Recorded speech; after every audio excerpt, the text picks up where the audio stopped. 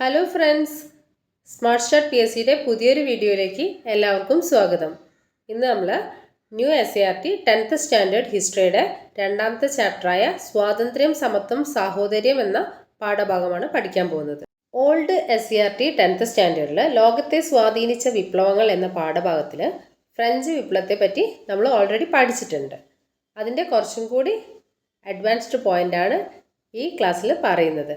അപ്പോൾ ആ ക്ലാസ് കാണാത്തവർ അതൊന്ന് കണ്ടതിന് ശേഷം ഇത് കണ്ടു നോക്കണേ. എൻ്റെ ചാനൽ ആദ്യമായിട്ട് കാണുന്നവരാണെങ്കിൽ ചാനലൊന്ന് സബ്സ്ക്രൈബ് ചെയ്ത് സപ്പോർട്ട് ചെയ്യണേ. നമുക്ക് ക്ലാസ്സിലേക്ക് കിടക്കാം. രണ്ടാമത്തെ ചാപ്റ്ററാണ് സ്വാതന്ത്ര്യം, സമത്വം, സാഹോദര്യം. ഈ ചാപ്റ്ററിൽ എന്തൊക്കെയാണ് ഉൾക്കൊള്ളിച്ചിരിക്കുന്നതെന്നുള്ള ഇതിൻ്റെ ഒരു ചെറിയ ഭാഗമാണ് പാഠഭാഗത്തിൽ ആദ്യം തന്നെ കൊടുത്തിരിക്കുന്നത്. നമുക്കതൊന്ന് വായിക്കാം. 1789 ജൂൺ 20 ഫ്രാൻസിൻ്റെ രാഷ്ട്രീയ സിരാകേന്ദ്രവും യൂറോപ്പിലെ പ്രധാന നഗരങ്ങളിൽ ഒന്നുമായ പാരീസ് മഴയിൽ കുതിർന്നിരിക്കുകയായിരുന്നു. എന്നാൽ പാരീസിൻ്റെ രാഷ്ട്രീയ കാലാവസ്ഥ തികച്ചും ചൂടേറിയതായിരുന്നു. ഫ്രഞ്ച് പാർലമെൻറ്റായ എസ്റ്റേറ്റ് ജനറലിൻ്റെ മൂന്നാമത്തെ വിഭാഗത്തിൻ്റെ പ്രതിനിധികൾക്ക് പാർലമെൻറ്റിലേക്ക് പ്രവേശനം നിഷേധിക്കപ്പെട്ടു. അതിനെ തുടർന്ന് അവർ തൊട്ടടുത്തുള്ള ടെന്നീസ് കോർട്ടിൽ സമ്മേളിച്ചു. ഫ്രാൻസിൽ ജനങ്ങൾക്ക് പരമാധികാരമുള്ള ഒരു ലിഖിത ഭരണഘടന തയ്യാറാക്കുന്നതുവരെ പിരിഞ്ഞു പോകില്ലെന്ന് അവർ പ്രതിജ്ഞ ചെയ്തു. ഫ്രാൻസിൻ്റെയും യൂറോപ്പിൻ്റെയും പിൽക്കാല ചരിത്രത്തെ നിർണായകമായി സ്വാധീനിച്ച ജനമുന്നേറ്റത്തെക്കുറിച്ചാണ് ഈ പാഠഭാഗം ചർച്ച ചെയ്യുന്നത്. നമുക്ക് പാഠഭാഗത്തേക്ക് കടക്കാം. ഇതിലാദ്യം പറയുന്നത് ഫ്രാൻസിലെ സ്വേച്ഛാധിപത്യ ഭരണക്രമം. ഫ്രാൻസിൽ നിലനിന്നിരുന്ന സ്വേച്ഛാധിപത്യ രാഷ്ട്രീയ വ്യവസ്ഥയ്ക്ക് എതിരെയായിരുന്നു ജനമുന്നേറ്റം ഉയർന്നു വന്നത്. പതിറ്റാണ്ടുകളായി ഫ്രാൻസ് ഭരിച്ചിരുന്നത് ബൂർബൻ രാജവംശമായിരുന്നു. ഈ രാജവംശത്തിലെ ഭരണാധികാരികളെല്ലാം പൊതുവെ സ്വേച്ഛാധിപതികളായിരുന്നു. രാജാധികാരം ദൈവദത്തമാണ് എന്നായിരുന്നു അവർ വിശ്വസിച്ചിരുന്നത്. എസ്റ്റേറ്റ് ജനറൽ എന്ന പേരിൽ ഒരു പാർലമെന്റ് ഉണ്ടായിരുന്നുവെങ്കിലും ദീർഘകാലമായി അത് വിളിച്ചു ചേർക്കാതെയാണ് ഭരണം നടത്തിയിരുന്നത്. 1614 അവസാനമായി പാർലമെന്റ് യോഗം ചേർന്നത്. ബൂർബൻ രാജാക്കന്മാരിൽ പ്രധാനിയായിരുന്നു ഞാനാണ് രാഷ്ട്രം എന്ന് പ്രഖ്യാപിച്ച ലൂയി 14. അപ്പം എന്തൊക്കെയാണ് ഇവിടെ പറഞ്ഞു നോക്കാം. ഫ്രാൻസിൽ നിലനിന്നിരുന്നത് സ്വേച്ഛാധിപത്യ ഭരണക്രമമായിരുന്നു. ഈ സ്വേച്ഛാധിപത്യ ഭരണക്രമത്തിനെതിരെയാണ് ജനങ്ങൾ പ്രതിഷേധങ്ങൾ ഉയർത്തിയത്. അന്ന് ഫ്രാൻസ് ഭരിച്ചിരുന്നത് ബൂർബൻ രാജവംശമാണ്. ബൂർബൻ രാജാക്കന്മാരാണ് ഫ്രാൻസ് ഭരിച്ചിരുന്നത്. രാജാധികാരം ദൈവദത്തമാണ് എന്നാണ് ആ രാജാക്കന്മാർ വിശ്വസിച്ചിരുന്നത്. ഫ്രാൻസിന് ഒരു പാർലമെന്റ് ഉണ്ട്. പാർലമെന്റ് എസ്റ്റേറ്റ് ജനറൽ എന്നാണ് അറിയപ്പെടുന്നത്. പാർലമെന്റ് ഉണ്ടായിട്ടും കാര്യമൊന്നുമില്ല. എത്രയോ കാലമായി അത് വിളിച്ചു ചേർക്കാതെയാണ് സ്വേച്ഛാധികാരികൾ ഭരണം നടത്തിയത്. ലൂയി 14 ഞാനാണ് രാഷ്ട്രം എന്ന് പ്രഖ്യാപിച്ചത്. ബൂർബൻ രാജാക്കന്മാരിൽ പ്രധാനിയാണ് ലൂയി 14. അദ്ദേഹമാണ് ഞാനാണ് രാഷ്ട്രം എന്ന് പ്രഖ്യാപിച്ചത്. ഡിവൈൻ റൈറ്റ് തിയറി, ദൈവദത്താധികാര സിദ്ധാന്തം. ദൈവദത്താധികാര സിദ്ധാന്തം അനുസരിച്ച് രാജാവ് ദൈവത്തിൻ്റെ പ്രതിനിധിയാണ്. രാജാക്കന്മാർക്ക് അവരുടെ അധികാരം ദൈവത്തിൽ നിന്ന് ലഭിച്ചതാണ്. അതിനാൽ അവർ ജനങ്ങളോടല്ല, ദൈവത്തോടാണ് കടപ്പെട്ടിരിക്കുന്നത്.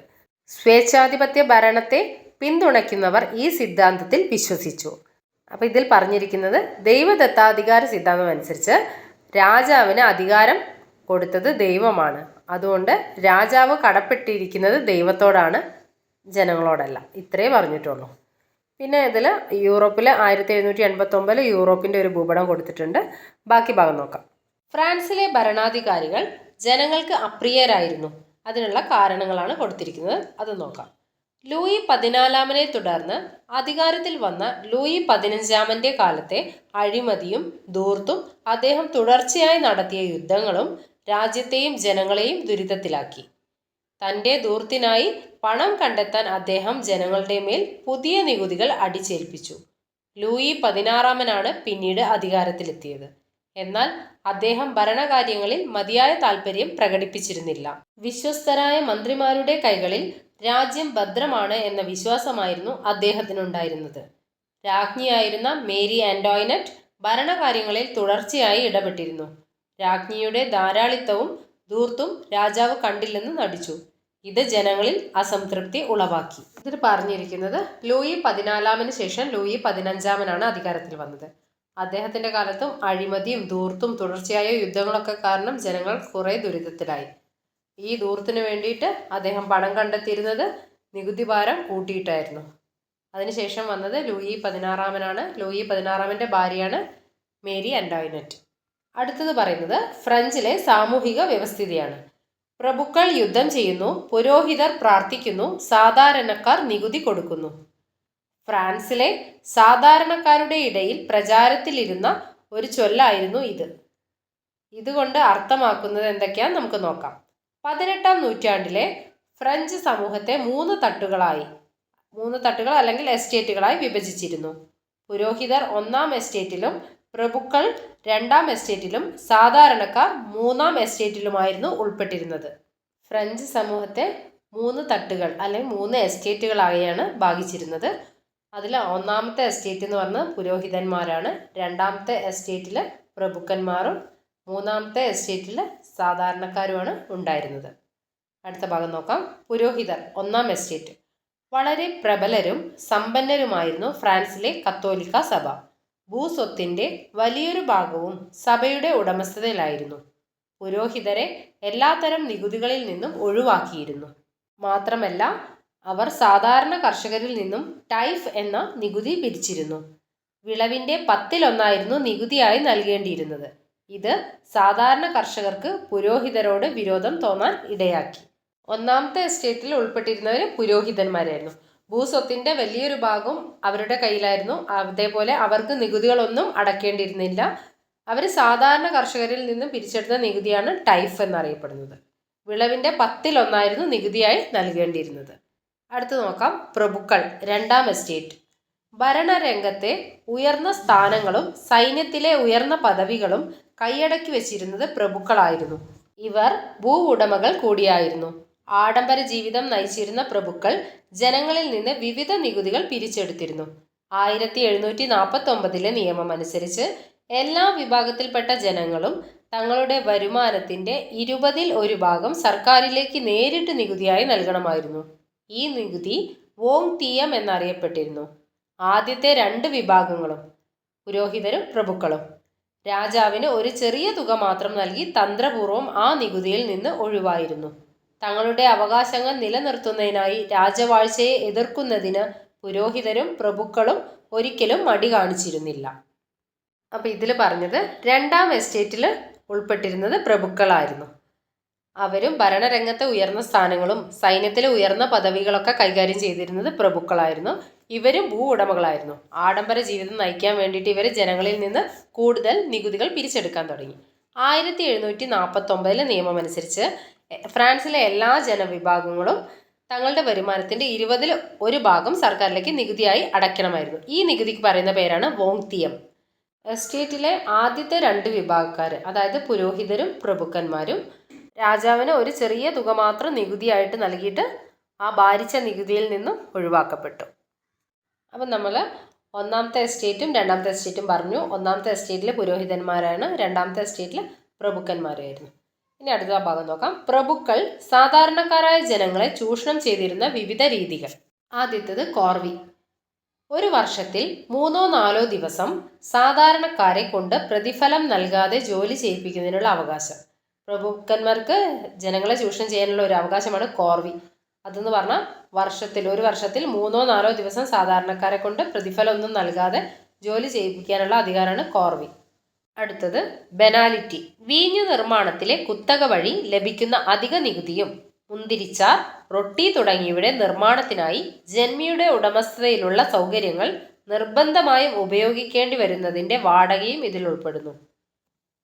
വീഞ്ഞു നിർമ്മാണത്തിലെ കുത്തക വഴി ലഭിക്കുന്ന അധിക നികുതി, അതേപോലെ മുന്തിരിച്ചാറ്, റൊട്ടി തുടങ്ങിയവ നിർമ്മിക്കാൻ വേണ്ടി ജന്മിയുടെ ഉടമസ്ഥയിലുള്ള സൗകര്യം നിർബന്ധമായും ഉപയോഗിക്കണം എന്ന് പറയാം. അപ്പോൾ അങ്ങനെ കിട്ടുന്ന വാടകയും ഒക്കെയാണ് ബെനാലിറ്റിയിൽ വരുന്നത്. നെക്സ്റ്റ് ബെൻവിൻ.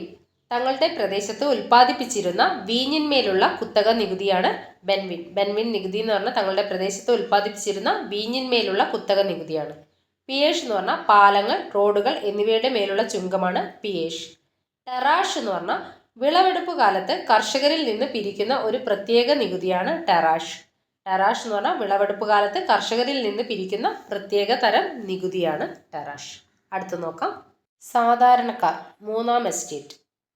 മധ്യവർഗവും തൊഴിലാളികളും കർഷകരും അടങ്ങുന്നതായിരുന്നു ഫ്രാൻസിലെ മൂന്നാമത്തെ എസ്റ്റേറ്റ്. മൂന്നാമത്തെ എസ്റ്റേറ്റിൽ മധ്യവർഗവും തൊഴിലാളികളും കർഷകരും, മധ്യവർഗം, തൊഴിലാളികൾ, കർഷകർ എന്നിവരടങ്ങുന്നതായിരുന്നു ഫ്രാൻസിലെ മൂന്നാമത്തെ എസ്റ്റേറ്റ്. ഇവർ കോമൺസ് അല്ലെങ്കിൽ സാധാരണക്കാർ എന്നറിയപ്പെടുന്നു. മൂന്നാമത്തെ എസ്റ്റേറ്റിൽ ഉൾപ്പെടുന്നവർ മധ്യവർഗക്കാർ, തൊഴിലാളികൾ, കർഷകർ. ഇവരെ കോമൺസ് അല്ലെങ്കിൽ സാധാരണക്കാർ എന്നാണ് അറിയപ്പെട്ടിരുന്നത്. ജനസംഖ്യയുടെ ഭൂരിഭാഗവും ഉൾക്കൊണ്ടിരുന്ന മൂന്നാമത്തെ എസ്റ്റേറ്റിലെ ഭൂരിഭാഗം ജനങ്ങളും ദാരിദ്ര്യത്തിലായിരുന്നു.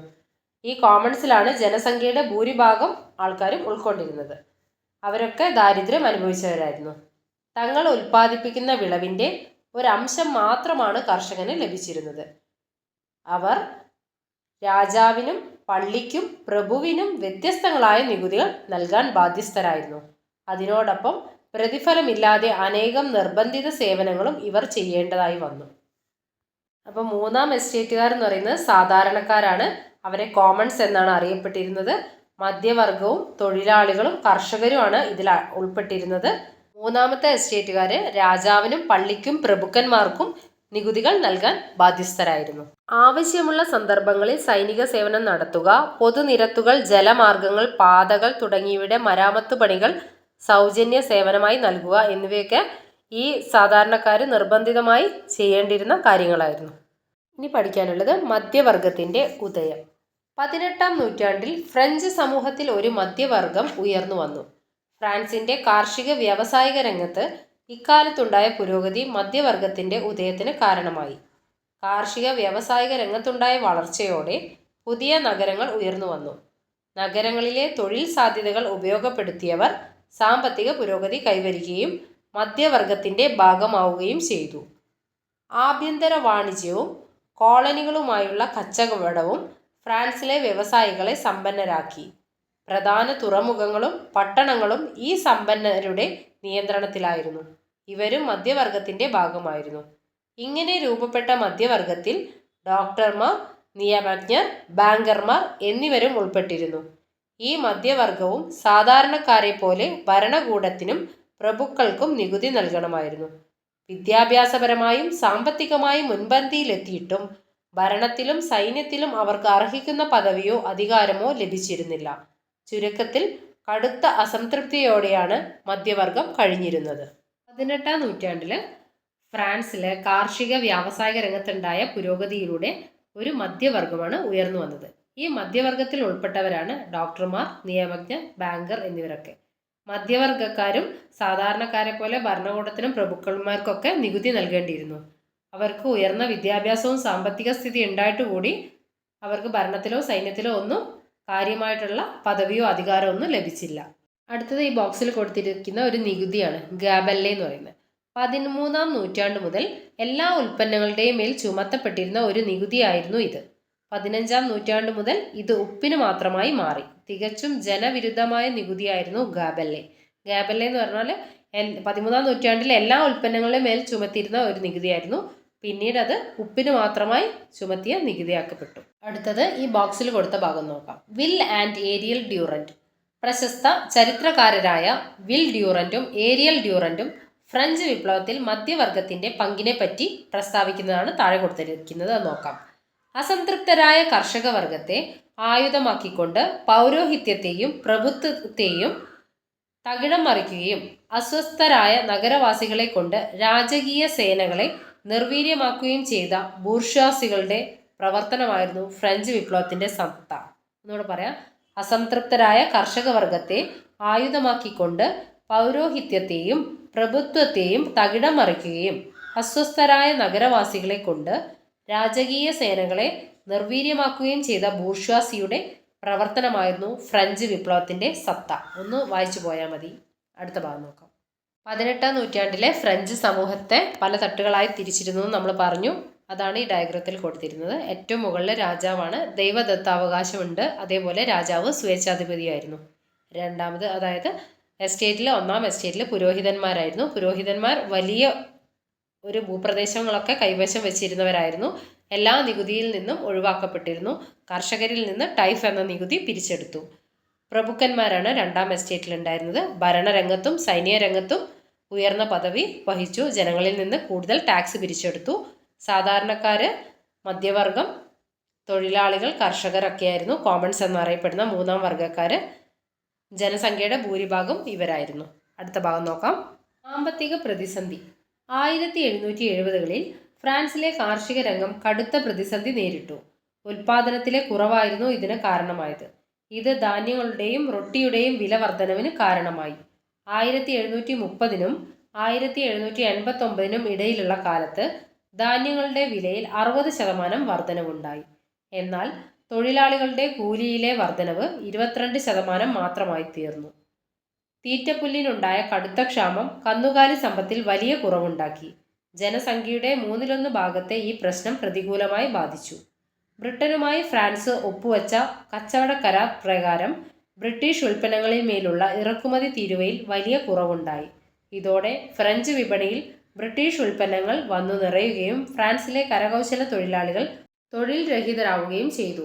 ഇങ്ങനെ അസംതൃപ്തരായ കർഷകരും കരകൗശല തൊഴിലാളികളും മറ്റു കൈത്തൊഴിലുകാരും ഭരണകൂടത്തിനെതിരെ തെരുവിലിറങ്ങി. ഫ്രാൻസിന്റെ സാമ്പത്തിക പരാധീനത മറികടക്കുന്നതിനായി ബാങ്കർമാരിൽ നിന്നും വൻ തുകകൾ ലൂയി 16 വായ്പകളായി സ്വീകരിച്ചു. സർക്കാർ ഈ വായ്പകൾക്ക് പകരമായി ബോണ്ടുകൾ നൽകിയിരുന്നു. ഫ്രഞ്ച് സർക്കാരിന്റെ ഖജനാവ് ശൂന്യമായത് ബാങ്കർമാരെ വായ്പ നൽകുന്നതിൽ നിന്ന് പിന്തിരിപ്പിച്ചു. രാജ്യത്തെ ജനങ്ങൾക്കെല്ലാവർക്കും നികുതി ഭാരം ഒരേപോലെ ആയിരിക്കണമെന്ന് ഇവർ ആവശ്യപ്പെട്ടു. നികുതി ചുമത്തുന്നതിൽ നിലനിന്നിരുന്ന അസമത്വമായിരുന്നു ബാങ്കർമാരടങ്ങുന്ന മധ്യവർഗം ഫ്രഞ്ച് ഭരണകൂടത്തിനെതിരെയാകാനുള്ള പ്രധാന കാരണങ്ങളിൽ ഒന്ന്. അന്ന് കാലത്ത് ഫ്രാൻസിലുണ്ടായിരുന്ന ചിന്തകരുടെ സ്വാധീനമാണ് അടുത്ത് പറയുന്നത്. ഫ്രാൻസിലെ തത്വചിന്തകരും അവരുടെ ആശയങ്ങളും ഫ്രഞ്ച് ജനതയെ അവർ നേരിട്ടുകൊണ്ടിരിക്കുന്ന അവസ്ഥ ബോധ്യപ്പെടുത്തുകയും അനീതിക്കെതിരെ പ്രതികരിക്കാൻ പ്രേരിപ്പിക്കുകയും ചെയ്തു. ഇത്തരത്തിൽ ഫ്രഞ്ച് ജനതയെ സ്വാധീനിച്ച ചില ചിന്തകരെ പരിചയപ്പെടാം.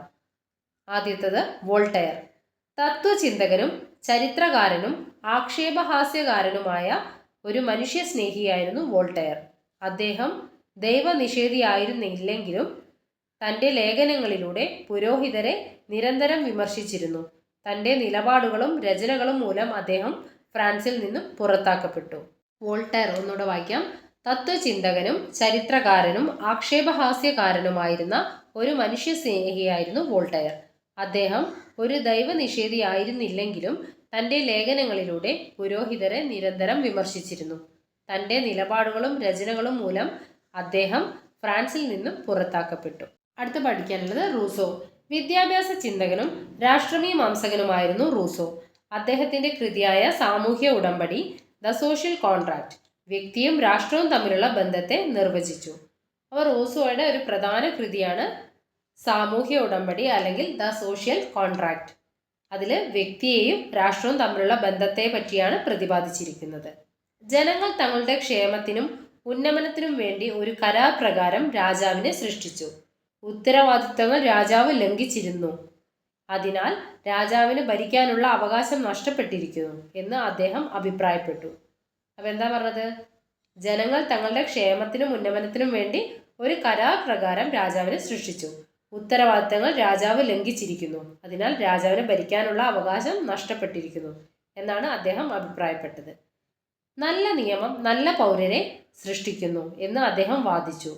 അദ്ദേഹത്തിൻ്റെ ഒരു വാദമാണ് നല്ല നിയമം നല്ല പൗരരെ സൃഷ്ടിക്കുന്നു. റൂസോ നിലവിലുള്ള അധികാരഘടനയെ എതിർത്തു. റൂസോയുടെ ആശയങ്ങൾ പ്രകൃതിവാദത്തെ അടിസ്ഥാനമാക്കിയുള്ളതായിരുന്നു. മനുഷ്യൻ സ്വതന്ത്രനായി ജനിക്കുന്നു, എന്നാൽ അവൻ എല്ലായിടത്തും ചങ്ങലയിലാണ് എന്നതായിരുന്നു റൂസോയുടെ അഭിപ്രായം. റൂസോയുടെ കൃതികൾ ഫ്രഞ്ച് വിപ്ലവത്തിന് പ്രചോദനമായി തീർന്നു. റൂസോ പറഞ്ഞതാണ് മനുഷ്യൻ സ്വതന്ത്രനായി ജനിക്കുന്നു, എന്നാൽ അവൻ എല്ലായിടത്തും ചങ്ങലയിലാണ് എന്ന് അഭിപ്രായപ്പെട്ടത് റൂസോ ആണ്. മനുഷ്യൻ സ്വതന്ത്രനായി ജനിക്കുന്നു, എന്നാൽ അവൻ എല്ലായിടത്തും ചങ്ങലയിലാണ് എന്ന് അഭിപ്രായപ്പെട്ടത് റൂസോ ആണ്. ഇതൊരു PYQ ആണ് കേട്ടോ. അടുത്ത് നമുക്ക് നോക്കാനുള്ളത് മോണ്ടസ്ക്യൂ. മോണ്ടസ്ക്യൂ ക്രൈസ്തവ സഭയുടെ ദൂഷ്യങ്ങളെയും രാഷ്ട്രത്തിൻ്റെ സ്വേച്ഛാധിപത്യത്തെയും വിമർശിച്ചു. നിയന്ത്രിത രാജവാഴ്ചയെ അനുകൂലിച്ച അദ്ദേഹം വ്യക്തികളുടെ സ്വാതന്ത്ര്യം ഉറപ്പുവരുത്തുന്നതിനായി ഗവൺമെന്റിന്റെ അധികാരത്തെ നിയമനിർമ്മാണം, ഭരണനിർവഹണം, നീതിന്യായം എന്നിങ്ങനെ 3ആയി തിരിക്കാം എന്ന് നിർദ്ദേശിച്ചു. ഇത് ഇമ്പോർട്ടൻ്റ് ആണ്. ഗവൺമെന്റിന്റെ അധികാരത്തെ നിയമനിർമ്മാണം, ഭരണനിർവഹണം, നീതിന്യായം. നിയമനിർമ്മാണം, ഭരണനിർവഹണം, നീതിന്യായം എന്നിങ്ങനെ മൂന്നായി തിരിക്കാമെന്ന് നിർദ്ദേശിച്ചത് മോണ്ടസ്ക്യൂ ആണ്. അദ്ദേഹത്തിൻ്റെ പ്രശസ്ത കൃതിയായ നിയമത്തിൻ്റെ ആത്മാവ്, അതായത് ദ സ്പിരിറ്റ് ഓഫ് ലോസ് എന്ന ഗ്രന്ഥം ഗവൺമെൻറ്റിൻ്റെ തത്വങ്ങളും നിയമത്തിൻ്റെയും ഭരണഘടനയുടെയും പരിണാമവും വിശകലനം ചെയ്യുന്നു. അദ്ദേഹത്തിൻ്റെ പ്രശസ്തമായ കൃതിയാണ് നിയമത്തിൻ്റെ ആത്മാവ്. മോണ്ടസ്ക്യൂയുടെ പ്രധാന കൃതിയാണ് നിയമത്തിൻ്റെ ആത്മാവ് അല്ലെങ്കിൽ the spirit of law. The spirit of law അല്ലെങ്കിൽ നിയമത്തിൻ്റെ ആത്മാവ് മോണ്ടസ്ക്യൂയുടെ ഒരു പ്രധാന കൃതിയാണ്. അടുത്ത ഭാഗം, ബ്രിട്ടീഷ് ചിന്തകനായ ജോൺ ലോക്കിൻ്റെ ആശയങ്ങളും ഫ്രഞ്ച് ജനതയെ നിർണായകമായി സ്വാധീനിച്ചു. തൻ്റെ വിഖ്യാത കൃതിയായ ടു ട്രീറ്റീസസ് ഓഫ് ഗവൺമെൻറ് രാജാവിൻ്റെ ദൈവദത്താവകാശത്തെയും സ്വേച്ഛാധികാരത്തെയും നിരാകരിച്ചു. ഫിസിയോക്രാറ്റുകൾ എന്നറിയപ്പെടുന്ന സാമ്പത്തിക വിദഗ്ധരും ഫ്രഞ്ച് ജനതയെ സ്വാധീനിച്ചിരുന്നു. ഇവരിൽ പ്രമുഖരായിരുന്നു ടർഗോ, നെക്കർ തുടങ്ങിയവർ. ലൂയി 16 ഉപദേഷ്ടാവായിരുന്ന ടർഗോ ഫ്രാൻസിൻ്റെ സാമ്പത്തിക സ്ഥിതി മെച്ചപ്പെടുത്തുന്നതിനായി അനേകം പദ്ധതികൾ ആവിഷ്കരിച്ചു. മധ്യവർഗത്തിൻ്റെ താൽപ്പര്യങ്ങളായിരുന്നു ഇവരുടെ സാമ്പത്തിക നയങ്ങളിൽ പ്രതിഫലിച്ചത്. കൃഷിക്ക് പ്രോത്സാഹനം നൽകുക, ഭക്ഷ്യവസ്തുക്കളിൽ വ്യാപാര സ്വാതന്ത്ര്യം അനുവദിക്കുക എന്നിവ അവയിൽ പ്രധാനപ്പെട്ടവയായിരുന്നു. ഈ പരിഷ്കാരങ്ങൾ ഒരു പരിധിവരെ ഫ്രാൻസിൻ്റെ സാമ്പത്തിക സ്ഥിതി മെച്ചപ്പെടുത്തി. എന്നാൽ മാരി ആന്റോയിനറ്റ് ചെലവ് ചുരുക്കാൻ തയ്യാറാകാതിരുന്നത് ടർഗോ രാജ്ഞിയുമായി ശത്രുതയിലാകുന്നതിന് കാരണമായി. രാജ്ഞിയുടെ എതിർപ്പു മൂലം ലൂയി 16 ടർഗോയെ മന്ത്രിസ്ഥാനത്തു നിന്നും പിരിച്ചുവിട്ടു. പുതിയ ഉപദേഷ്ടാവായി നിയമിക്കപ്പെട്ട നെക്കർ ടർഗോയുടെ പരിഷ്കാരം തുടരുവാൻ ശ്രമിച്ചെങ്കിലും ദേശീയ സഭയുടെ എതിർപ്പും ഇംഗ്ലണ്ടുമായുള്ള യുദ്ധവും മൂലം പുറത്താക്കപ്പെട്ടു. തുടർന്ന് അധികാരത്തിൽ വന്ന രാജാവിൻ്റെ ഉപദേഷ്ടാക്കൾക്കും ഫ്രാൻസിൻ്റെ സാമ്പത്തിക സ്ഥിതി മെച്ചപ്പെടുത്തുവാൻ സാധിച്ചില്ല. ഗത്യന്തരമില്ലാതെ നെക്കറെ തിരിച്ചു വിളിക്കാൻ രാജാവ് നിർബന്ധിതനായി. അപ്പം നമ്മളിവിടെ പറഞ്ഞു നിർത്തിയത് ലൂയി 16 കാലത്തുണ്ടായിരുന്ന 2 ഫിസിയോക്രാറ്റുകളായിരുന്നു. ഒന്ന് ടർഗോയും നെക്കറും. ലൂയി 16 ഉപദേഷ്ടാവായിരുന്നു ടർഗോ. ടർഗോയുടെ സാമ്പത്തിക നയങ്ങളിൽ പ്രധാനപ്പെട്ടവയാണ് കൃഷിക്ക് പ്രോത്സാഹനം നൽകുക, ഭക്ഷ്യവസ്തുക്കളിൽ വ്യാപാര സ്വാതന്ത്ര്യം അനുവദിക്കുക എന്നിവ. മേരി ആന്റോയിനറ്റുമായിട്ടുള്ള ശത്രുത കാരണം ടർഗോയെ ലൂയി 16 മന്ത്രിസ്ഥാനത്ത് നിന്ന് പിരിച്ചുവിട്ടു. അടുത്തത് പഠിക്കാനുള്ളത് സലൂണുകളും കോഫി ഹൗസുകളും. ഫ്രാൻസിൽ സലൂണുകളും കോഫി ഹൗസുകളും ആശയവിനിമയത്തിനും രാഷ്ട്രീയ ചർച്ചകൾക്കുമുള്ള കേന്ദ്രങ്ങളായി പ്രവർത്തിച്ചിരുന്നു. വിദ്യാസമ്പന്നരും പ്രബുദ്ധരുമായ സ്ത്രീകൾ അവരുടെ വീടുകളിലാണ് സലൂണുകൾ സംഘടിപ്പിച്ചിരുന്നത്. ഈ സലൂണുകളിൽ ദാർശനികർ, എഴുത്തുകാർ, ചിന്തകർ, സാമൂഹിക പരിഷ്കർത്താക്കൾ എന്നിവരുടെ ആശയങ്ങളെപ്പറ്റി ചർച്ചകൾ നടന്നു. ഈ ചർച്ചകൾ വിപ്ലവാശയങ്ങൾക്ക് പ്രചോദനം നൽകി. അതുപോലെ സാധാരണ പൗരർ, പത്രപ്രവർത്തകർ തുടങ്ങിയവർ സ്ഥിരമായി ചർച്ച നടത്തിയിരുന്ന ജനപ്രിയ കേന്ദ്രങ്ങളായി കോഫി ഹൗസുകൾ മാറി. ഇവിടങ്ങളിൽ വിപ്ലവ പ്രവർത്തനങ്ങൾ ആസൂത്രണം ചെയ്യപ്പെടുകയും സ്വേച്ഛാധിപത്യം വിമർശിക്കപ്പെടുകയും ചെയ്തിരുന്നു. ഇതൊന്ന് വായിച്ച് മനസ്സിലാക്കിയാൽ മാത്രം മതി. നമുക്ക് അടുത്ത ഭാഗം നോക്കാം. അടുത്ത പഠിക്കാനുള്ളത് എസ്റ്റേറ്റ് ജനറൽ സമ്മേളിക്കുന്നു. നമ്മൾ ഈ പാഠഭാഗത്തിൻ്റെ ആദ്യ ഭാഗത്ത് പറഞ്ഞു ഫ്രാൻസിൻ്റെ പാർലമെൻറ്റ് അറിയപ്പെടുന്നത് എസ്റ്റേറ്റ് ജനറലിനാണെന്ന് പറഞ്ഞു. അപ്പോൾ എത്രയോ കാലമായി എസ്റ്റേറ്റ് ജനറൽ അല്ലെങ്കിൽ പാർലമെൻറ്റ് വിളിച്ച് ചേർക്കാറില്ല. കാരണം എന്താ? സ്വേച്ഛാധികാരികളാണ് ഭരണം നടത്തിയിരുന്നത്. അതുകൊണ്ട് തന്നെ അവർ എസ്റ്റേറ്റ് ജനറൽ വിളിച്ചു കൂട്ടിയിരുന്നില്ല. ഇതിൽ പറയുന്നത് എന്താ? എസ്റ്റേറ്റ് ജനറൽ സമ്മേളിക്കുന്നു. അതിനെന്തെങ്കിലും ഒരു കാരണം ഉണ്ടാവും. അതെന്താന്ന് നോക്കാം. 18-ാം നൂറ്റാണ്ടിൽ ഫ്രാൻസ് അഭിമുഖീകരിച്ച കടുത്ത സാമ്പത്തിക പ്രതിസന്ധിയെപ്പറ്റി നമ്മൾ ചർച്ച ചെയ്തല്ലോ. ഇത് തരണം ചെയ്യാൻ പുതിയ നികുതികൾ ചുമത്തേണ്ടത് അനിവാര്യമായി മാറി. കണ്ടോ, പുതിയ നികുതി ചുമത്താൻ വേണ്ടിയാണ് ഈ എസ്റ്റേറ്റ് ജനറൽ ഇപ്പോൾ വിളിച്ചു ചേർക്കുന്നത്. ഇതിനായി നെക്കറിൻ്റെ നിർദ്ദേശപ്രകാരം ലൂയി 16 ഫ്രഞ്ച് പാർലമെൻറ്റായ എസ്റ്റേറ്റ് ജനറൽ വിളിച്ചു ചേർക്കാൻ തീരുമാനിച്ചു.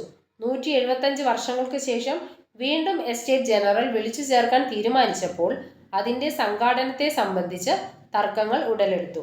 ഫ്രഞ്ച് സമൂഹത്തെ പോലെ എസ്റ്റേറ്റ് ജനറലും 3 വിഭജിക്കപ്പെട്ടിരുന്നു. 3 എസ്റ്റേറ്റുകളും പ്രത്യേകം ഹാളുകളിലാണ് സമ്മേളിച്ചിരുന്നത്.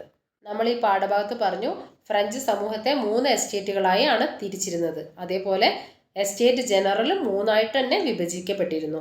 3 എസ്റ്റേറ്റുകളും പ്രത്യേകം ഹാളിലാണ് സമ്മേളനം കൂടിയിരുന്നത്. ബാക്കി ഭാഗം നോക്കാം. ഫ്രഞ്ച് ജനതയുടെ ചെറിയൊരു ശതമാനം മാത്രമായിരുന്ന പുരോഹിതർക്ക് പ്രതിനിധി സഭയിൽ 285 അംഗങ്ങളാണ് ഉണ്ടായിരുന്നത്.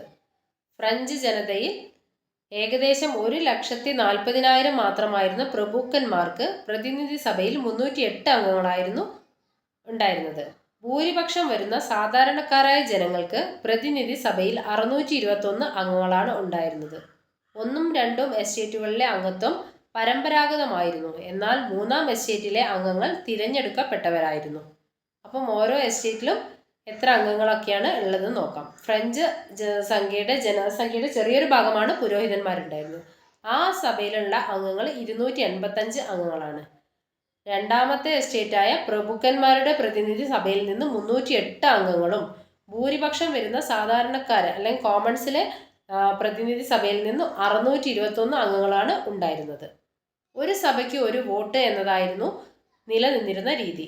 ആദ്യത്തെ 2 സഭകളും അതിനെ പിന്തുണച്ചു. 1ഉം 2ഉം എസ്റ്റേറ്റുകൾ ഒന്നു ചേർന്നാൽ ഭൂരിപക്ഷം ഉറപ്പാക്കി അവർക്ക് ഭരണകൂടത്തെ നിയന്ത്രിക്കാം എന്നതായിരുന്നു ഇതിന്റെ കാരണം. മനസ്സിലായല്ലോ? തങ്ങൾ പ്രതിനിധീകരിക്കുന്ന വിഭാഗങ്ങളുടെ ആവലാതികളും ആവശ്യങ്ങളുമായി എത്തിച്ചേർന്നവരായിരുന്നു 3ആം എസ്റ്റേറ്റിലെ എല്ലാ പുതിയ പ്രതിനിധികളും. എന്നാൽ രാജാവായ ലൂയി 16 ഈ പ്രശ്നങ്ങൾ പരിഹരിക്കാനുള്ള യാതൊരു മുന്നൊരുക്കങ്ങളും നടത്തിയിരുന്നില്ല. പാർലമെന്ററി സമ്പ്രദായത്തെക്കുറിച്ച് രാജാവിന് വേണ്ടത്ര പരിജ്ഞാനവും ഇല്ലാത്തതായിരുന്നു ഇതിന്റെ പ്രധാന കാരണം. അടുത്തത് ടെന്നീസ് കോർട്ട് പ്രതിജ്ഞ. ഇത് ഇമ്പോർട്ടൻ്റ് ആണ്. 3ആം എസ്റ്റേറ്റിലെ പ്രതിനിധികൾ 3 സഭകളും ഒരുമിച്ച് സമ്മേളിക്കണമെന്ന് ആവശ്യപ്പെട്ടെങ്കിലും ആദ്യത്തെ 2 സഭകളും ഇതിനോട് അനുകൂലിച്ചില്ല. കോമൺസ് എന്താ പറഞ്ഞത്? 3 സഭകളും ഒരുമിച്ച് സമ്മേളിക്കണം എന്ന് പറഞ്ഞു. അതിന് ആദ്യത്തെ 2 സഭകളും സമ്മതിച്ചില്ല.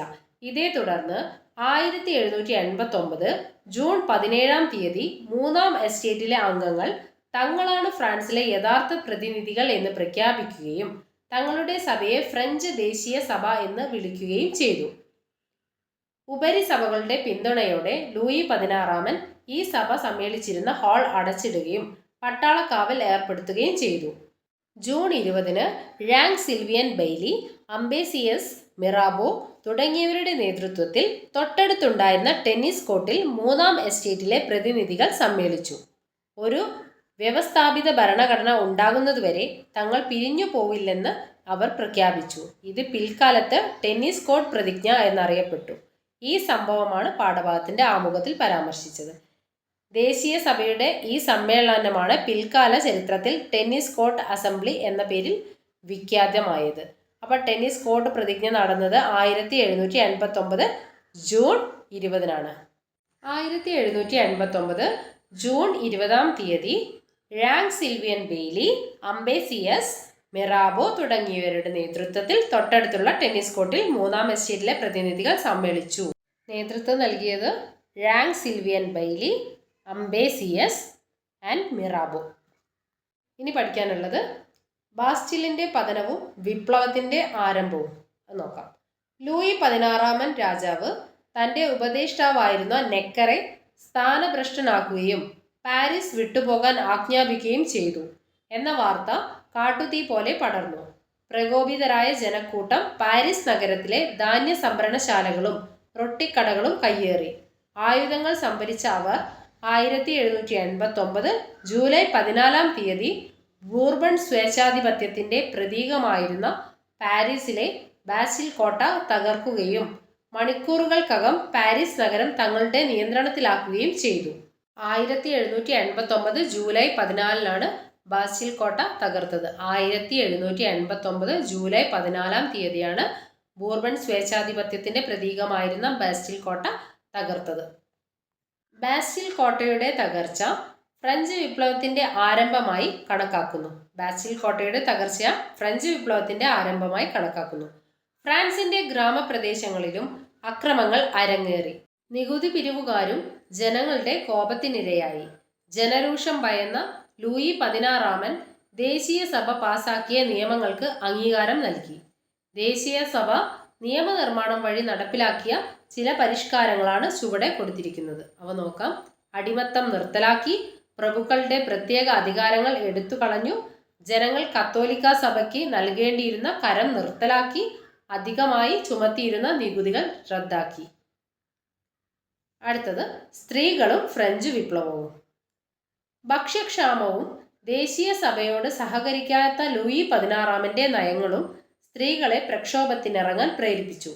ആയിരക്കണക്കിന് സ്ത്രീകൾ ചൂൽ ഉൾപ്പെടെയുള്ള നിത്യോപയോഗ സാമഗ്രികളും വാൾ, കുന്തം, തോക്ക് എന്നിവയും കയ്യിലേന്തി ബൂർബൺ രാജാക്കന്മാരുടെ വസതിയായ പാരീസിലെ വേഴ്സായ് കൊട്ടാരത്തിലേക്ക് മാർച്ച് ചെയ്തു. അവരോടൊപ്പം വലിയൊരു ജനക്കൂട്ടവും ഉണ്ടായിരുന്നു. രാജാവിനെയും കുടുംബത്തെയും അവർ നിർബന്ധപൂർവം പാരീസിലേക്ക് കൊണ്ടുവന്നു. ഗത്യന്തരമില്ലാതെ ദേശീയ സഭയുടെ തീരുമാനങ്ങൾ അംഗീകരിക്കാമെന്ന് ലൂയി 16 ഉറപ്പുകൊടുത്തു. ഫ്രാൻസിലെ പ്രശസ്ത നാടകകൃത്തും പൊതുപ്രവർത്തകയുമായിരുന്ന ഒളിവ് ദേഗുഷ് വിപ്ലവകാലത്ത് സ്ത്രീകളുടെ അവകാശങ്ങൾക്കു വേണ്ടി വാദിച്ച ഉറച്ച സ്ത്രീ ശബ്ദമായിരുന്നു. സ്ത്രീയുടെയും സ്ത്രീ പൗരരുടെയും അവകാശ പ്രഖ്യാപനം എന്ന പ്രസിദ്ധ ഗ്രന്ഥത്തിൽ പുരുഷന്മാർക്ക് ലഭിച്ച അവകാശങ്ങൾ സ്ത്രീകൾക്കും ലഭിക്കണമെന്ന് അവർ ആവശ്യപ്പെട്ടു. സ്ത്രീകൾക്കും പുരുഷന്മാർക്കും തുല്യ അധികാരവും അവകാശങ്ങളുമുള്ള സാമൂഹിക ഘടനയ്ക്ക് വേണ്ടി അവർ നിലകൊണ്ടു. സ്ത്രീ സമത്വത്തിനു വേണ്ടി വാദിച്ച മറ്റൊരു വനിതയായിരുന്നു മാഡം ഴാങ് റോളണ്ട്. സ്ത്രീകളുടെ ഈ അവകാശ സമരത്തിന് ചില നേട്ടങ്ങളുണ്ടായി. സ്വത്തിന്മേലുള്ള അവകാശം, വിവാഹമോചനം നേടുന്നതിനുള്ള അവകാശം എന്നിവ അവയിൽ ചിലതാണ്. ഈ ഭാഗങ്ങളൊക്കെ വായിച്ചു പോകാനുള്ളതേ ഉള്ളൂ. നോക്കാം. വസ്ത്രം പ്രതിഷേധത്തിൻ്റെ പ്രതീകം. ഫ്രാൻസിലെ ഉന്നത കുലജാതർ പരമ്പരാഗതമായി ധരിച്ചിരുന്നത് കാൽമുട്ട് വരെ ഇറക്കമുള്ള ബ്ലീച്ചുകൾ എന്നറിയപ്പെടുന്ന ഒരു തരം പാൻസ് ആയിരുന്നു. ഉന്നത കുലജാതരോടുള്ള പ്രതിഷേധത്തിൻ്റെ ഭാഗമായി തൊഴിലാളികളും കർഷകരും കാൽപാദം വരെ എത്തുന്ന പാൻറ്റലോൺ എന്നറിയപ്പെടുന്ന നീളൻ ട്രൗസറുകൾ ധരിക്കാൻ തുടങ്ങി. ഇവർ സാൻസ്ക്ലോട്ടുകൾ എന്നറിയപ്പെടുന്നു. വിപ്ലവാനുകൂലികളുടെ പ്രതീകമായി പാൻറ്റലോൺ മാറി. കൂടുതൽ ആളുകൾ പാൻറ്റലോൺ ധരിക്കാൻ തുടങ്ങിയത് വിപ്ലവം ജനകീയമായി മാറി എന്നതിൻ്റെ തെളിവായി. ഫ്രീജിയൻ തൊപ്പിയും വിപ്ലവത്തിൻ്റെ പ്രതീകമായിരുന്നു. ഫ്രീജിയൻ തൊപ്പി നമ്മൾ പിക്ചറിൽ കൊടുത്തിട്ടുണ്ട്. ഫ്രീജിയൻ തൊപ്പിയും വിപ്ലവത്തിൻ്റെ പ്രതീകമായിരുന്നു. അടിമത്തത്തിൽ നിന്ന് മോചിക്കപ്പെട്ടവർ എന്ന് സൂചിപ്പിക്കുന്നതിന് വേണ്ടിയാണ് തൊഴിലാളികൾ ചുവപ്പു നിറമുള്ള ഫ്രീജിയൻ തൊപ്പികൾ ധരിച്ചത്. അടുത്ത പഠിക്കാനുള്ളത് പുതിയ ഭരണഘടന. ദേശീയ സഭ ഫ്രാൻസിനായി തയ്യാറാക്കിയ ഭരണഘടനയുടെ ആമുഖത്തിൽ നൽകിയിട്ടുള്ള മനുഷ്യാവകാശ പ്രഖ്യാപനത്തിലെ ഒരു ഭാഗമാണ് വായിക്കാൻ പോകുന്നത്. സ്വതന്ത്രരും അവകാശങ്ങളിൽ തുല്യതയുള്ളവരുമായിട്ടാണ് മനുഷ്യൻ ജനിക്കുന്നതും ജീവിക്കുന്നതും. സ്വതന്ത്രരും അവകാശങ്ങളിൽ തുല്യതയുള്ളവരുമായിട്ടാണ് മനുഷ്യർ ജനിക്കുന്നതും ജീവിക്കുന്നതും എന്ന് ദേശീയ സഭ ഫ്രാൻസിനായി തയ്യാറാക്കിയ ഭരണഘടനയുടെ ആമുഖത്തിൽ ചേർക്കപ്പെട്ടിരിക്കുന്ന വാചകമാണ്. ഈ ഭരണഘടനയുടെ ആമുഖത്തിലുള്ള ഫ്രഞ്ച് മനുഷ്യാവകാശ പ്രഖ്യാപനം ഫ്രഞ്ച് വിപ്ലവത്തിൻ്റെ പ്രധാന ഫലങ്ങളാണ്. 1789 നടന്ന ഫ്രഞ്ച് മനുഷ്യാവകാശ പ്രഖ്യാപനത്തിൻ്റെ പ്രധാന ആശയങ്ങൾ എന്തൊക്കെയാണെന്ന് നോക്കാം. 1. സ്വതന്ത്രനായി ജനിക്കുന്ന മനുഷ്യൻ തുല്യ അവകാശങ്ങളോടെ സ്വതന്ത്രനായി ജീവിക്കുന്നു. 2. എല്ലാ രാഷ്ട്രീയ കൂട്ടായ്മകളുടെയും ലക്ഷ്യം മനുഷ്യൻ്റെ സ്വാഭാവികവും അവിഭാജ്യവുമായ അവകാശങ്ങൾ സംരക്ഷിക്കുക എന്നതാണ്. അവ സ്വാതന്ത്ര്യം, സ്വത്ത്, സുരക്ഷിതത്വം, അടിച്ചമർത്തലുകളെ ചെറുക്കൽ എന്നിവയ്ക്കുള്ള അവകാശമാണ്. 3. എല്ലാ പരമാധികാരവും രാഷ്ട്രത്തിൽ കുടികൊള്ളുന്നു. മറ്റുള്ളവർക്ക് ഹാനികരമല്ലാത്ത പ്രവർത്തനങ്ങൾ നടത്താനുള്ള അധികാരമാണ് സ്വാതന്ത്ര്യത്തിൽ ഉൾക്കൊള്ളുന്നത്. 3. സമൂഹത്തിന് ഹാനികരമാകുന്ന പ്രവർത്തനങ്ങളെ വിലക്കാനുള്ള അവകാശം മാത്രമേ നിയമത്തിനുള്ളൂ. ഫ്രഞ്ച് ദേശീയ സഭ ഫ്രാൻസിൻ്റെ സാമൂഹിക, സാമ്പത്തിക, രാഷ്ട്രീയ രംഗത്ത് നിരവധി പരിഷ്കാരങ്ങൾ നടപ്പിലാക്കി. ഇവയിൽ പ്രധാനപ്പെട്ടവയാണ് താഴെ കൊടുത്തിരിക്കുന്നത്. രാജ്യത്താകമാനം ഏകീകൃത ഭരണഘടന നടപ്പിലാക്കി. അസൈനാറ്റ് എന്ന പേരിൽ പുതിയ കടലാസ് കറൻസി പുറത്തിറക്കി. മതമേധാവികളുടെ നിയന്ത്രണത്തിലായിരുന്ന സ്വത്തുകൾ കണ്ടുകെട്ടി. പൂർണ്ണമായ മതസഹിഷ്ണുത പ്രഖ്യാപിച്ചു. പുരോഹിതർ ഗവൺമെൻറ്റിൻ്റെ ശമ്പളം പറ്റുന്നവരായി മാറി. ഫ്രഞ്ച് ദേശീയ സഭ ഫ്രാൻസിൻ്റെ സാമൂഹിക, സാമ്പത്തിക, രാഷ്ട്രീയ രംഗത്ത് കൊണ്ടുവന്ന പരിഷ്കാരങ്ങളാണ് താഴെ പറയുന്നത്. ഒന്നുകൂടെ പറയാം. രാജ്യത്താകമാനം ഏകീകൃത ഭരണഘടന നടപ്പിലാക്കി. അസൈനാറ്റ് എന്ന പുതിയ കടലാസ് കറൻസി പുറത്തിറക്കി. മതമേധാവികളുടെ നിയന്ത്രണത്തിലിരുന്ന സ്വത്തുകൾ കണ്ടുകെട്ടി. പൂർണ്ണമായ മതസഹിഷ്ണുത പ്രഖ്യാപിച്ചു. പുരോഹിതർ ഗവൺമെൻറ്റിൻ്റെ ശമ്പളം പറ്റുന്നവരായി മാറി. അടുത്തത് ബോക്സിലുണ്ട്. അസൈനാറ്റ് എന്താണെന്ന്. 1789 ഫ്രാൻസിൽ പുറത്തിറക്കിയ പേപ്പർ കറൻസിയുടെ പേരായിരുന്നു അസൈനാറ്റ്. ഫ്രഞ്ച് സമ്പദ് വ്യവസ്ഥയെ സുസ്ഥിരമാക്കാനും ദേശീയ കടം വീട്ടുവാനുമുള്ള ബോണ്ടും പണവുമായി ഇതിനെ ഉപയോഗിക്കാൻ തീരുമാനിച്ചു. കാലക്രമേണ ഗവൺമെൻറ് അതിൻ്റെ ചെലവുകൾ വഹിക്കുന്നതിനായി അമിതമായ അളവിൽ അസൈനാറ്റ് അടിച്ചിറക്കാൻ തുടങ്ങി. ഇത് വൻതോതിലുള്ള പണപ്പെരുപ്പത്തിനും കറൻസിയുടെ ദ്രുതഗതിയിലുള്ള മൂല്യത്തകർച്ചയ്ക്കും കാരണമായി. 1796 ആയപ്പോഴേക്കും അസൈനാറ്റിൻ്റെ മൂല്യം നഷ്ടപ്പെട്ടു. അടുത്ത നമുക്ക് പഠിക്കാനുള്ളത് ജാക്കോബിനുകളും ജിറോണ്ടിസ്റ്റുകളും. ഫ്രഞ്ച് വിപ്ലവകാലത്ത് ഉയർന്നു വന്ന ഒരു രാഷ്ട്രീയ സാമൂഹിക വിഭാഗമായിരുന്നു ജാക്കോബിൻ എന്നറിയപ്പെടുന്ന സംഘം. ജാക്കോബിൻ കോൺവെന്റിലാണ് ഇവർ ആദ്യകാലത്ത് യോഗം ചേർന്നിരുന്നത്. അതിനാലാണ് ഇവർ ജാക്കോബിനുകൾ എന്നറിയപ്പെട്ടത്. ഈ സംഘത്തിന്റെ ഒരു പ്രധാന നേതാവായിരുന്നു റോബേസ്പിയർ. അക്കാലത്ത് ഫ്രഞ്ച് രാഷ്ട്രീയത്തിൽ വലിയ സ്വാധീനം ചെലുത്തിയവരായിരുന്നു ജാക്കോബിനുകൾ. ഇപ്പോൾ ജാക്കോബിൻ എന്ന് പറയുന്ന ഫ്രഞ്ച് വിപ്ലവകാലത്ത് ഉയർന്നു വന്ന രാഷ്ട്രീയ സാമൂഹിക വിഭാഗമായിരുന്നു. ജാക്കോബിൻ കോൺവെന്റിലാണ് ഇവർ ആദ്യകാലത്ത് യോഗം ചേർന്നിരുന്നത്. ഈ സംഘത്തിന്റെ പ്രധാന നേതാവായിരുന്നു റോബേസ്പിയർ. ഇനി ജിറോണ്ടിസ്റ്റുകൾ ആരാന്ന് നോക്കാം. ഫ്രഞ്ച് വിപ്ലവത്തിൽ പങ്കെടുത്ത മറ്റൊരു പ്രധാന വിഭാഗമായിരുന്നു ജിറോണ്ടിസ്റ്റുകൾ. ഫ്രാൻസിന്റെ തെക്ക് ഭാഗത്തുള്ള ജിറോണ്ട് പ്രദേശത്ത് നിന്നും വന്ന ദേശീയ അസംബ്ലിയിലെ അംഗങ്ങളായിരുന്നു ഇവരിൽ ചിലർ. ജാക്കോബിനുകളിൽ നിന്ന് വ്യത്യസ്തമായി ഇവർ മിതവാദ നിലപാടുകൾ സ്വീകരിച്ചു.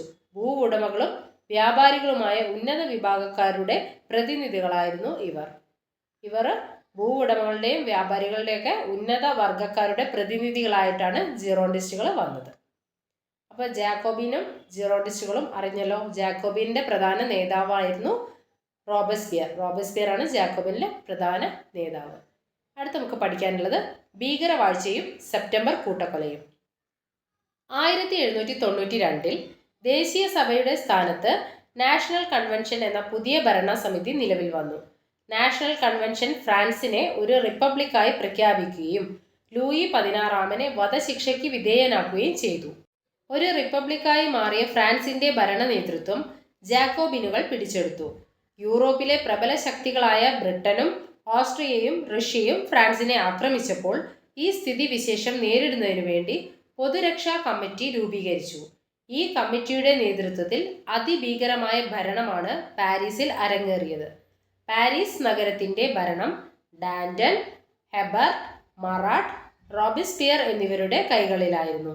പ്രഭുക്കർ, പുരോഹിതർ, രാജാവിനെ അനുകൂലിക്കുന്നവർ എന്നിങ്ങനെ ആയിരക്കണക്കിന് ജനങ്ങളെ ദിനംപ്രതി രാജ്യദ്രോഹ കുറ്റം ചുമത്തി കാരാഗൃഹത്തിൽ അടച്ചു. ജയിലുകൾ നിറഞ്ഞപ്പോൾ തിരക്ക് കുറയ്ക്കാൻ വേണ്ടി 1500ഓളം പേരെ പാരീസിലെ തെരുവുകളിൽ വെച്ച് കൊലപ്പെടുത്തി. ഇതാണ് കുപ്രസിദ്ധമായ സെപ്റ്റംബർ കൂട്ടക്കൊല എന്നറിയപ്പെടുന്നത്. ജനങ്ങളെ കൊന്നൊടുക്കാൻ വേണ്ടി നിർമ്മിച്ച പ്രത്യേക യന്ത്രമായിരുന്നു ഗില്ലറ്റിൻ. ഭീകരവാഴ്ചയുടെ കാലത്ത് അനേകമായിരങ്ങളുടെ മരണത്തിന് കാരണമായ റിപ്പബ്ലിക്കിന്റെ നേതാക്കന്മാരും പിന്നീട് ഇതേ രീതിയിൽ ഗില്ലറ്റിനു വിധേയരായി വധിക്കപ്പെട്ടു. വിപ്ലവകാരികൾ നിലവിലെ കലണ്ടർ ഉപേക്ഷിക്കുകയും പുതിയ വിപ്ലവ കലണ്ടർ നടപ്പിലാക്കുകയും ചെയ്തു. ഈ വിപ്ലവ കലണ്ടർ എന്താ നോക്കാം. ഫ്രാൻസിൽ നിലവിലുണ്ടായിരുന്ന ഗ്രിഗോറിയൻ കലണ്ടറിന് പകരമായി 1793 ഒക്ടോബറിൽ നിലവിൽ വന്ന കലണ്ടറാണിത്. വിപ്ലവ കലണ്ടർ എന്ന പേരിൽ പ്രശസ്തമായ ഈ കലണ്ടർ തുടങ്ങുന്നത് ഫ്രാൻസ് റിപ്പബ്ലിക്കായി മാറിയ 1792 സെപ്റ്റംബർ 22 ഈ കലണ്ടറിൽ 7 ദിവസങ്ങളുള്ള ആഴ്ചകൾക്ക് പകരം 10 ദിവസം വീതമുള്ള 3 ദശകങ്ങളാണ് ഉണ്ടായിരുന്നത്. ഈ കലണ്ടർ പൂർണ്ണമായും ഒരു മതേതര കലണ്ടറായിരുന്നു.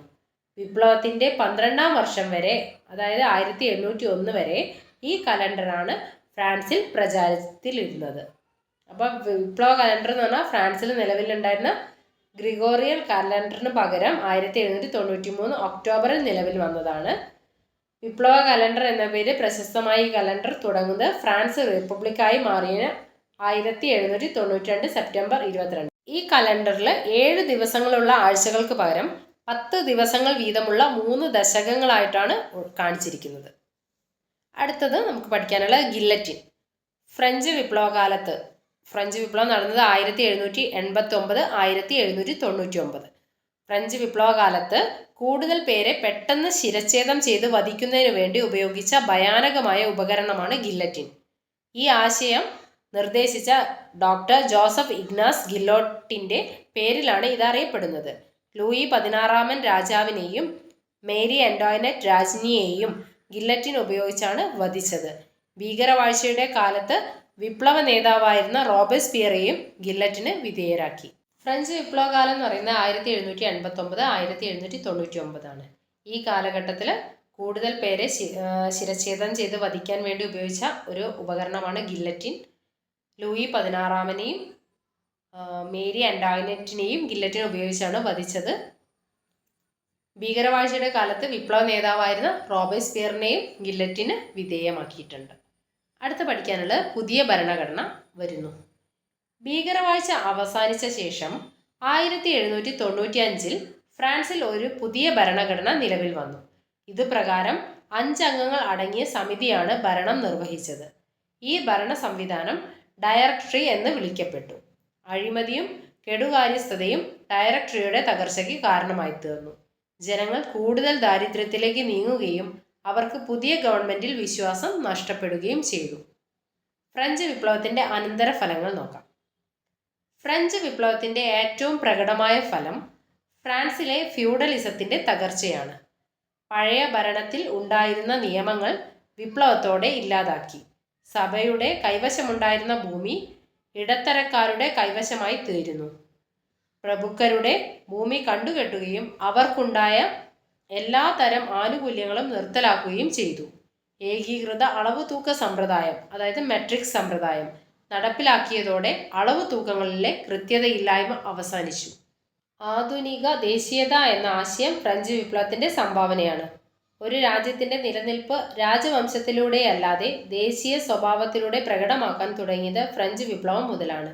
രാഷ്ട്രം എന്ന സങ്കല്പം അതിന്റെ പൂർണ്ണമായ അർത്ഥത്തിൽ നിലവിൽ വന്നതും ഫ്രഞ്ച് വിപ്ലവത്തിന് ശേഷമാണ്. ഫ്രാൻസ് എന്നത് ഒരു ഭൂപ്രദേശം മാത്രമല്ല, ഫ്രഞ്ച് ജനത ഒന്നാകെയാണ് എന്ന ആശയം ഇതോടെ പ്രഖ്യാപിക്കപ്പെട്ടു. ദേശീയതയ്ക്കൊപ്പം വളർന്ന മറ്റൊരു ആശയമാണ് ജനാധിപത്യ ഭരണക്രമം. ജനങ്ങളുടെ പരമാധികാരം എന്ന റൂസോയുടെ ആശയത്തെ അടിസ്ഥാനമാക്കിയുള്ള ജനായത്ത ഭരണത്തിന് അടിത്തറയിട്ടതും ഫ്രഞ്ച് വിപ്ലവത്തിന് ശേഷമാണ്. 19-20 നൂറ്റാണ്ടുകളിൽ ഏഷ്യയിലും ആഫ്രിക്കയിലും നടന്ന ദേശീയ സ്വാതന്ത്ര്യത്തിന് വേണ്ടിയുള്ള സമരങ്ങളെ ഫ്രഞ്ച് വിപ്ലവം സ്വാധീനിച്ചു. അപ്പോൾ ഫ്രഞ്ച് വിപ്ലവത്തിന്റെ അനന്തരഫലങ്ങൾ ഒന്നുകൂടെ പറയാം. ഫ്രഞ്ച് വിപ്ലവത്തിൽ ഏറ്റവും പ്രകടമായ ഫലം ഫ്രാൻസിലെ ഫ്യൂഡൽ വ്യവസ്ഥയുടെ തകർച്ചയായിരുന്നു. പഴയ ഭരണരീതിയിലുണ്ടായിരുന്ന നിയമങ്ങൾ വിപ്ലവത്തോടെ മാറി. സഭയുടെ കൈവശം ഉണ്ടായിരുന്ന ഭൂമിയെല്ലാം ഇടത്തരക്കാരുടെ കൈവശമായി തീർന്നു. പ്രഭുക്കന്മാരുടെ ഭൂമി കണ്ടെത്തുകയും അവർക്കുണ്ടായിരുന്ന എല്ലാ തരം ആനുകൂല്യങ്ങളെല്ലാം എടുത്തു കളഞ്ഞു. ഏകീകൃത അളവ് തൂക്ക സമ്പ്രദായം നടപ്പിലാക്കി. പിന്നെ ആധുനിക ദേശീയത എന്ന ആശയം ഫ്രഞ്ച് വിപ്ലവത്തിന്റെ സംഭാവനയാണ്. ആധുനിക ദേശീയത എന്ന ആശയം ഫ്രഞ്ച് വിപ്ലവത്തിന്റെ സംഭാവനയാണ്. ഒരു രാജ്യത്തിന്റെ നിലനിൽപ്പിന് രാജവംശത്തിലൂടെയല്ലാതെ ദേശീയ സ്വഭാവത്തിലൂടെ പ്രകടമാക്കാൻ തുടങ്ങിയത് ഫ്രഞ്ച് വിപ്ലവം മുതലാണ്. രാഷ്ട്രം എന്ന സങ്കല്പം അതിന്റെ പൂർണ്ണമായ അർത്ഥത്തിൽ നിലവിൽ വന്നതും ഫ്രഞ്ച് വിപ്ലവത്തിന് ശേഷമാണ്. ഫ്രാൻസ് എന്നത് ഒരു ഭൂപ്രദേശമല്ല, ഫ്രഞ്ച് ജനത ഒന്നാകെ എന്ന ആശയം പ്രഖ്യാപിക്കപ്പെട്ടതും ഫ്രഞ്ച് വിപ്ലവത്തിന് ശേഷമാണ്. ദേശീയതയ്ക്കൊപ്പം വളർന്ന മറ്റൊരു ആശയമാണ് ജനാധിപത്യ ഭരണക്രമം. അതുപോലെ 19-20 നൂറ്റാണ്ടുകളിൽ ഏഷ്യയിലും ആഫ്രിക്കയിലും ഒക്കെ നടന്ന ദേശീയ സ്വാതന്ത്ര്യത്തിന് വേണ്ടിയുള്ള സമരങ്ങൾ ഫ്രഞ്ച് വിപ്ലവം വളരെയേറെ സ്വാധീനിച്ചു. ഇനി നമുക്ക് പഠിക്കാനുള്ളത് നെപ്പോളിയൻ. ഫ്രാൻസിന്റെ കിരീടം അഴുക്കുചാലിൽ കിടക്കുന്നത് ഞാൻ കണ്ടു. ഞാനത് വാളുകൊണ്ടെടുത്ത് വൃത്തിയാക്കി എൻ്റെ തലയിൽ തന്നെ വെച്ചു. ഇതാരാ പറഞ്ഞു നോക്കാം. ഫ്രാൻസിൽ നിലവിലിരുന്ന ഡയറക്ടറിയെ പുറത്താക്കി അധികാരം പിടിച്ചെടുത്ത നെപ്പോളിയൻ ബോണപ്പാർട്ടിന്റെ വാക്കുകളാണിവ.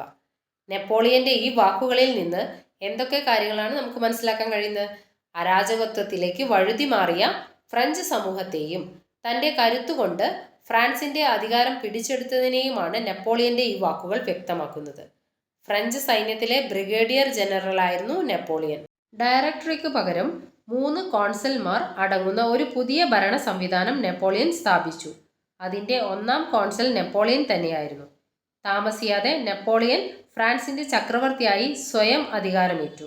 തുടർന്ന് അദ്ദേഹം ഫ്രാൻസിൽ നടപ്പിലാക്കിയ ഭരണപരിഷ്കാരങ്ങൾ എന്തൊക്കെയാണെന്ന് നമുക്ക് നോക്കാം. നെപ്പോളിയൻ നടപ്പിലാക്കിയ ഭരണപരിഷ്കാരങ്ങളാണ് താഴെ പറയുന്നത്. അവ നോക്കാം. നിയമപരിഷ്കാരങ്ങൾ എന്തൊക്കെയാണ്? നെപ്പോളിയന്റെ നിയമസംഹിത ഫ്യൂഡൽ നിയമങ്ങൾ അവസാനിപ്പിക്കുകയും സമത്വം, മതസ്വാതന്ത്ര്യം അംഗീകരിക്കുകയും ചെയ്തു. നിയമപരിഷ്കാരങ്ങൾ നെപ്പോളിയന്റെ നിയമസംഹിത ഫ്യൂഡൽ നിയമങ്ങൾ അവസാനിപ്പിക്കുകയും സമത്വം, മതസ്വാതന്ത്ര്യം എന്നിവ അംഗീകരിക്കുകയും ചെയ്തു. അടുത്തത് നെപ്പോളിയനും പോപ്പും തമ്മിലുണ്ടാക്കിയ കരാറാണ് കൺകോർഡറ്റ്. അതാണ് പറയാൻ പോകുന്നത്. പോപ്പുമായി ഉണ്ടാക്കിയ കരാർ പ്രകാരം കത്തോലിക്ക സഭയുടെ പ്രവർത്തന സ്വാതന്ത്ര്യം പുനഃസ്ഥാപിച്ചു. മറ്റു മതവിഭാഗങ്ങളിൽപ്പെട്ടവർക്ക് പ്രവർത്തന സ്വാതന്ത്ര്യം അനുവദിച്ചു. കൺകോർഡറ്റാണ് നെപ്പോളിയനും പോപ്പും തമ്മിലുണ്ടാക്കിയ കരാർ. അടുത്തത് വിദ്യാഭ്യാസ പരിഷ്കാരങ്ങൾ. വിദ്യാഭ്യാസം സാർവത്രികമാക്കുന്നതിനുള്ള നടപടികൾ കൈക്കൊണ്ടു. ലിയസ് എന്ന പേരിൽ സർക്കാർ നിയന്ത്രണത്തിലുള്ള വിദ്യാലയങ്ങൾ സ്ഥാപിച്ചു. സർക്കാർ സർവീസിലേക്കും സൈന്യത്തിലേക്കും ആവശ്യമുള്ള വിദ്യാസമ്പന്നരെ സൃഷ്ടിക്കുകയായിരുന്നു ഇതിൻ്റെ ലക്ഷ്യം. യൂണിവേഴ്സിറ്റി ഓഫ് ഫ്രാൻസ് എന്ന പേരിൽ ഒരു ദേശീയ സർവകലാശാല സമ്പ്രദായം ആരംഭിച്ചു. ഈ സംവിധാനത്തിലൂടെ രാജ്യത്തെ വിദ്യാഭ്യാസ രംഗത്തെ നിയന്ത്രിച്ചു. അടുത്തത് നെപ്പോളിയന്റെ സാമ്പത്തിക പരിഷ്കാരങ്ങൾ. ബാങ്ക് ഓഫ് ഫ്രാൻസ് സ്ഥാപിക്കുകയും ഏകീകൃത കറൻസി സംവിധാനം നടപ്പിലാക്കുകയും ചെയ്തു. നെപ്പോളിയന്റെ സൈനിക പരിഷ്കാരങ്ങൾ എന്താന്ന് നോക്കാം. സൈന്യത്തെ പല ബറ്റാലിയനുകളായി പുനഃസംഘടിപ്പിച്ചു. നെപ്പോളിയൻ സൈന്യത്തെ പല ബറ്റാലിയനുകളായി പുനഃസംഘടിപ്പിച്ചു. ബാക്കി ഭാഗം നോക്കാം. ഫ്രാൻസിന്റെ ശത്രുക്കളെ ഇല്ലാതാക്കുക എന്ന ലക്ഷ്യത്തോടെ നെപ്പോളിയൻ നിരവധി യുദ്ധങ്ങൾ നടത്തി. ഓസ്ട്രിയ, പ്രഷ്യ തുടങ്ങിയ രാജ്യങ്ങളെ അദ്ദേഹം യുദ്ധത്തിൽ പരാജയപ്പെടുത്തി. നെപ്പോളിയന്റെ മുഖ്യ ശത്രു ബ്രിട്ടനായിരുന്നു. മികച്ച ഒരു നാവിക ശക്തിയായ ബ്രിട്ടനെ നേരിട്ട് കീഴടക്കാൻ സാധ്യമല്ല എന്നറിയാമായിരുന്ന നെപ്പോളിയൻ ബ്രിട്ടനെ സാമ്പത്തികമായി തകർക്കാനുള്ള പദ്ധതികളാണ് ആവിഷ്കരിച്ചത്. ഇതിനായി ആവിഷ്കരിച്ച പദ്ധതിയായിരുന്നു കോണ്ടിനെന്റൽ വ്യവസ്ഥ. ഇത് പ്രകാരം ഫ്രാൻസിന്റെ അധീനതയിലുള്ളതോ ഫ്രാൻസുമായി സൗഹൃദത്തിലുള്ളതോ ആയ രാജ്യങ്ങളെ ബ്രിട്ടനുമായുള്ള വ്യാപാരത്തിൽ നിന്ന് വിലക്കി. ഇതിൽ പൂർണ്ണ വിജയം കൈവരിക്കാൻ നെപ്പോളിയന് കഴിഞ്ഞില്ല. മാത്രമല്ല ബ്രിട്ടനുമായുള്ള തുടർച്ചയായ യുദ്ധങ്ങളിലേക്കും ഇത് നയിച്ചു. 1815 നടന്ന വാട്ടർലൂ യുദ്ധത്തിൽ ബ്രിട്ടൻ നെപ്പോളിയനുമേൽ അന്തിമ വിജയം നേടി. 1815 വാട്ടർലൂ യുദ്ധം നടന്നത്. അതോടെ നെപ്പോളിയന്റെ പതനത്തിന് കാരണമായി. 1815 വാട്ടർലൂ യുദ്ധം നടന്നത്. 1815 ഇമ്പോർട്ടൻ്റ് ആണ്, നോക്കണം. ഇനി പഠിക്കാനുള്ളത് യൂറോപ്പിന്റെ ഭൂപടം മാറ്റി വരയ്ക്കപ്പെടുന്നു. നെപ്പോളിയന്റെ പരാജയത്തിന് ശേഷം യൂറോപ്പിലെ രാജ്യങ്ങൾ 1815 ഓസ്ട്രിയയിലെ വിയന്നയിൽ യോഗം ചേർന്ന് ചില സുപ്രധാന തീരുമാനങ്ങൾ കൈക്കൊണ്ടു. ഇത് വിയന്ന സമ്മേളനം എന്നറിയപ്പെടുന്നു. ഈ സമ്മേളനത്തിന് നേതൃത്വം നൽകിയത് ഓസ്ട്രിയൻ ചാൻസലർ ആയിരുന്ന മെറ്റേണിച്ച് ആയിരുന്നു. വിയന്ന സമ്മേളനത്തോടു കൂടി യൂറോപ്പിലെ ഫ്രഞ്ച് മേധാവിത്വം അവസാനിച്ചു. അപ്പം വിയന്ന സമ്മേളനത്തിന് നേതൃത്വം നൽകിയത് മെറ്റേണിച്ച്. വിയന്ന സമ്മേളനത്തിലെ പ്രധാന തീരുമാനങ്ങൾ എന്തൊക്കെയാണെന്നാണ് താഴെ പറയുന്നത് നോക്കാം. യൂറോപ്പിലെ രാജ്യങ്ങളിൽ ഫ്രഞ്ച് വിപ്ലവത്തിന് മുമ്പുള്ള രാജഭരണം പുനഃസ്ഥാപിക്കുക. ഫ്രാൻസിൽ ബൂർബൺ രാജഭരണം പുനഃസ്ഥാപിക്കുക. ബ്രിട്ടന്റെ നാവിക മേധാവിത്വവും റഷ്യയുടെ കിഴക്കൻ യൂറോപ്പിലെ ആധിപത്യവും അംഗീകരിക്കുക. മധ്യ യൂറോപ്പിൽ ഓസ്ട്രിയയുടെ മേധാവിത്വം അംഗീകരിക്കുക. ഇതൊക്കെയാണ് വിയന്ന സമ്മേളനത്തിന്റെ പ്രധാന തീരുമാനങ്ങൾ. യൂറോപ്പിലെ രാജ്യങ്ങളിൽ ഫ്രഞ്ച് വിപ്ലവത്തിന് മുമ്പുള്ള രാജ്യഭരണം സ്ഥാപിക്കുക. ഫ്രാൻസിൽ ബൂർബൺ രാജ്യഭരണം പുനഃസ്ഥാപിക്കുക. ബ്രിട്ടന്റെ നാവിക മേധാവിത്വവും റഷ്യയുടെ കിഴക്കൻ യൂറോപ്പിലെ ആധിപത്യവും അംഗീകരിക്കുക. മധ്യ യൂറോപ്പിൽ ഓസ്ട്രിയയുടെ മേധാവിത്വം അംഗീകരിക്കുക. ഇതൊക്കെയാണ് വിയന്ന സമ്മേളനത്തിന്റെ പ്രധാന തീരുമാനങ്ങൾ. അടുത്ത നമുക്ക് പഠിക്കാനുള്ളത് സ്വാതന്ത്ര്യത്തിന്റെ മരം, ട്രീ ഓഫ് ലിബർട്ടി. അമേരിക്കൻ സ്വാതന്ത്ര്യ സമരത്തിലെ ഒരു ആലങ്കാരിക പ്രയോഗമായിരുന്നു സ്വാതന്ത്ര്യത്തിന്റെ മരം എന്നത്. ഫ്രാൻസിൽ ഇത് അക്ഷരാർത്ഥത്തിൽ പ്രായോഗികമായി. ഫ്രഞ്ച് വിപ്ലവകാലത്ത് പൊതുസ്ഥലങ്ങളിൽ സ്വാതന്ത്ര്യത്തിന്റെ പ്രതീകമായി മരങ്ങൾ നട്ടുപിടിപ്പിക്കുകയും അവയിൽ മോചനത്തിന്റെ പ്രതീകമായി കരുതപ്പെട്ടു പോന്നിരുന്ന ചുവന്ന ഫ്രീജിയൻ തൊപ്പികൾ തൂക്കുകയും ചെയ്തിരുന്നു. ബ്രിട്ടീഷുകാരുമായി നിരന്തരം സംഘർഷത്തിൽ ഏർപ്പെട്ടിരുന്ന മൈസൂർ ഭരണാധികാരിയായിരുന്നു ടിപ്പു സുൽത്താൻ. തൻ്റെ തലസ്ഥാനമായ ശ്രീരംഗപട്ടണത്ത് അദ്ദേഹം സ്വാതന്ത്ര്യത്തിന്റെ മരം നട്ടു. സ്വാതന്ത്ര്യത്തിന്റെ മരം നട്ടതിലൂടെ ടിപ്പു സുൽത്താൻ ഫ്രഞ്ച് വിപ്ലവാവശ്യങ്ങളോടുള്ള തൻ്റെ ആഭിമുഖ്യവും ബ്രിട്ടീഷ് വിരോധവും പ്രകടമാക്കി. ഈ ഭാഗത്തോടു കൂടി ഈ ചാപ്റ്റർ കംപ്ലീറ്റ് ആയി. മൂന്നാമത്തെ ചാപ്റ്ററുമായിട്ട് നമുക്ക് അടുത്ത വീഡിയോയിൽ കാണാം. നിങ്ങൾക്ക് വീഡിയോസ് ഇഷ്ടമാകുന്നുണ്ടെങ്കിൽ ചാനൽ ലൈക്ക് ചെയ്യാനും ഷെയർ ചെയ്യാനും മറക്കരുത്. ചാനൽ സബ്സ്ക്രൈബ് ചെയ്ത് വീഡിയോ കാണുന്നവരാണെങ്കിൽ ഒന്ന് സബ്സ്ക്രൈബ് ചെയ്ത് സപ്പോർട്ട് ചെയ്യണേ. Thank you for watching.